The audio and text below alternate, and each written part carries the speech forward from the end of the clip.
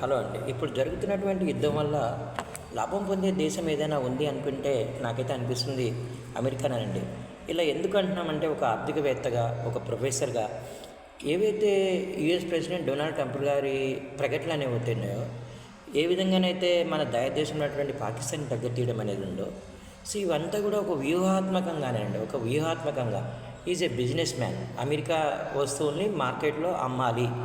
భయపెట్టడం, లొంగ తీసుకోవడం ఆయన పాలసీలాగా ఉందన్నమాట. ఈవెన్ చైనా పైన కూడా చూడండి, రాగానే సుంకాలు విపరీతంగా విధించారు. తర్వాత మళ్ళీ వెనక్కి తగ్గి ఒక వ్యాపారస్తుల లక్షణం ప్రకారం మళ్ళీ ఒప్పందం చేసుకొని మళ్ళీ చేయడం అనేది మనం చూస్తున్నాం. అలాగే యుద్ధాన్ని, ఇండియా పాకిస్తాన్ యుద్ధాన్ని పదే పదే నేనే ఆపానని చెప్పడం, ఇవన్నీ కూడా అంత వ్యూహాత్మకంగా చేసినటువంటి స్టేట్మెంట్ లాగానే నాకు అనిపిస్తున్నాయండి.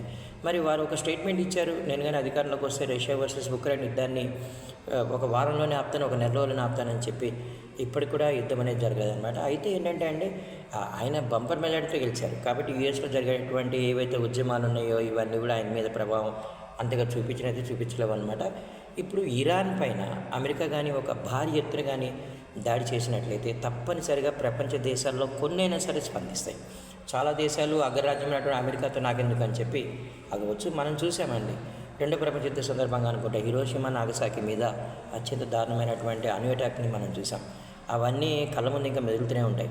కాబట్టి అలాంటివన్నీ కూడా ఎవరైతే ఆ బాంబుని కనుక్కున్నారో ఆయన కూడా అసలు ఇంత విధ్వంసం చూపిస్తుందని చెప్పి నేను కూడా ఊహించలేదని చెప్పడం, ఇవన్నీ కూడా మనం గమనించాం అనమాట. ఏదేమైనప్పటికీ మానవాళికి యుద్ధాలు అనేవి మంచివైతే కాదు. ఆర్థిక వ్యవస్థలు మొట్టమొదటి దెబ్బతినేది ఇలాంటి యుద్ధాలతోనే. అన్ని రంగాలపైన కూడా ప్రత్యక్షంగా పరోక్షంగా ఇవి ప్రభావం అనేది చూపిస్తాయి. కాబట్టి ప్రపంచ దేశాలు కూడా తప్పనిసరిగా అలర్ట్ కావాలి. ఏవైతే చమురు నిల్వలు అనేవి ఉన్నాయో, ఆహార పదార్థాల నిల్వలు ఏవైతే ఉన్నాయో ఇవన్నీ కూడా తప్పనిసరిగా నిల్వ చేసుకోవాల్సిన అవసరం అనేది ఉంది. ఒకవేళ కానీ వరల్డ్ వార్ వచ్చే అవకాశం ఉంది అని మనకు అనిపించినట్లయితే ఏ ఏ ప్రదేశాల్లో బంకర్స్ ఉన్నాయి, ఒకవేళ కానీ దాడి జరిగితే ఎక్కడ దాక్కోవాలనే విషయాన్ని కూడా ప్రభుత్వాలు ప్రజలకి సత్వరమే తెలియజేసే ఆస్కారం కూడా ఉంటుందన్నమాట. అంటే ప్రజల్ని అలర్ట్ చేయడం, ఇవన్నీ భయపెట్టడానికి కాదండి. భారతదేశానికి ఇప్పటికిప్పుడు వచ్చినటువంటి ముప్పు లేదు, మనం చేయాల్సినటువంటి పాత్ర అంతకంటే లేదనమాట. ప్రపంచంలో ఒక పెద్దన్న పాత్ర పోషించే దేశం ఏదైనా ఉంది అంటే అది భారతదేశం అనమాట. రియల్ అండి.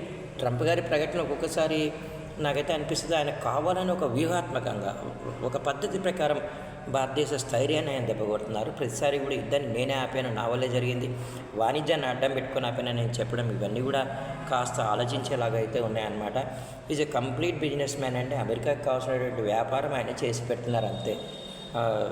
చూడండి, అది ఒక వ్యాపారస్తుల లక్ష్యమే కావచ్చు.